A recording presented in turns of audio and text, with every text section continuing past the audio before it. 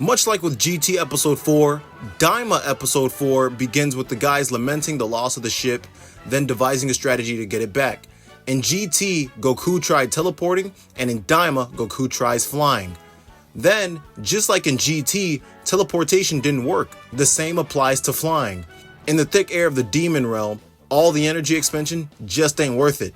They all eventually bite the bullet and fly over the Sea of Darkness, which is dangerous according to Kaioshin. Because of Goku slaying the demon, Glorio asks how he was able to do that without seeing him beforehand, and Goku has to explain that he sensed his ki, kinda like Gohan did for Videl and Z, when he taught her how to fly, remember? They stop by a teapot-shaped place and get tea and skewered lizard, which Goku loved, but the herb juice with honey, not so much. Glorio tries to get a new plane from the woman's husband, but he wants to sell Glorio a sky seed that only travels 120 kilometers with the trio inside for 8,000 dokuro, which is basically currency, but Glorio baits the man into selling it for only 5,000. What an interesting character moment for him. Also, it's really funny that Glorio hustled the man when in GT it was Goku, Trunks, and Pan being hustled on a mecha by Donkia and, his government and stuff like that, remember? Just another element taken from GT. While messing around in the shop, Goku picks up a revive bug, which pretty much acts as a senzu. It restores your stamina. Kaioshin reacts to the bug in shock though. More on that later. They even sell different kinds of these medic bugs. The Achichi bug, the Achichi bugs, the Achichi bugs for burns, the Zutsu bugs for headaches, and the Butte bugs for silky smooth skin. It's kind of like being in a drugstore, But the one bug they fixated on the most was the join bug, a bug that temporarily fuses people when the halves are fed to two people. In the description though, they had 3 different people.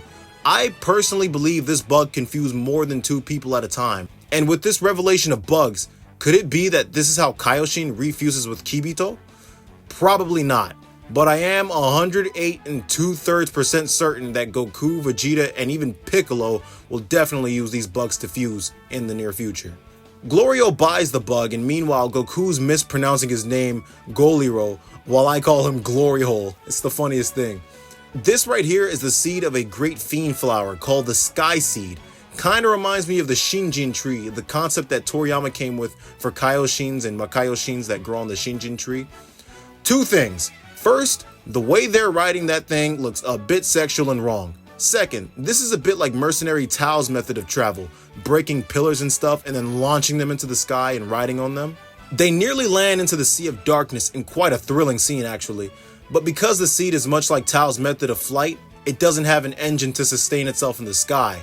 Goku gives a pretty good idea of flying the rest of the way since they have half a day's walk, but Kaioshin and Glorio don't like the bugs.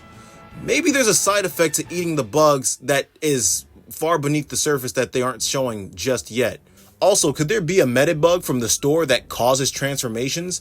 This is just something I thought of while watching the scene, because they got one for fusion, beauty, all this stuff, but you may as well have one for transformations, right? Even though there's already enough transformations as is, it's just a thought though. They could have one for transformations, just look out for that in the future. Again, like with episode 1, Glorio says the Demon Realm's Dragon Balls can be considered the original, basically, and how you gotta beat the Tamagamis in order to take them, which makes Goku want to gather them.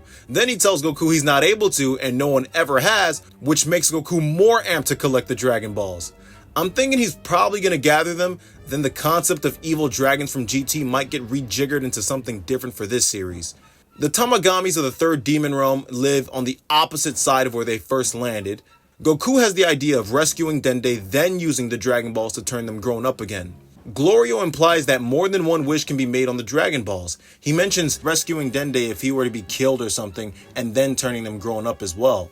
At one point, Goku lifts up his Nyoibo to the sky to see the next town, and that made me realize they could have just used the Nyoibo to extend to their next destination. And now that Goku has extended the Nyoibo to the sky, what's stopping them from doing that? Also, this scene looks like a drawing Toriyama did of Goku, Kuririn, and the Muten Roshi at the Tenkaichi Budokai, but only Goku in this version, for obvious reasons. After Goku drinks potentially dangerous water, the trio run into a Kempe or Gendarmerie, the Demon King's military police. And they watch from afar like Goku, Pan, and Trunks did in GT Episode 4 once again. Another thing taken from GT. Potentially.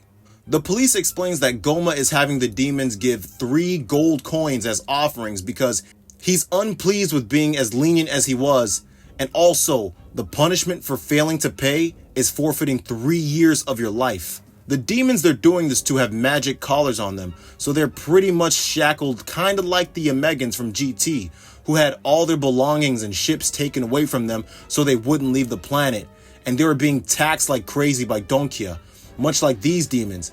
Much like in GT, they will tax these people anything, even just for fleeing. Fleeing cost them an additional 10 years of life.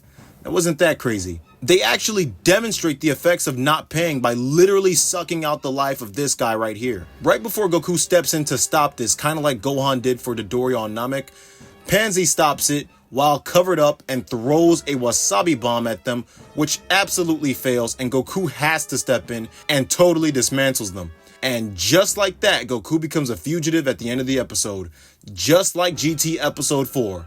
That's the second week in a row where an episode had ended with a pretty similar ending to its GT episode counterpart. And then finally, Pansy unmasks, and now you got the original GT quartet of Goku, Giru, Pan, and Trunks, with Goku, Pansy, Kaioshin, and Glorio. Additionally, the 4th member of the quartet was added at the end of this episode, much like how Giru was added at the end of episode 3 of GT. Pansy in episode 4 of DAIMA, obviously. And that's all you missed from Dragon Ball DAIMA episode 4. I'll see y'all in the review and Dragon Ball Super highest and lowest rating shares. See y'all there.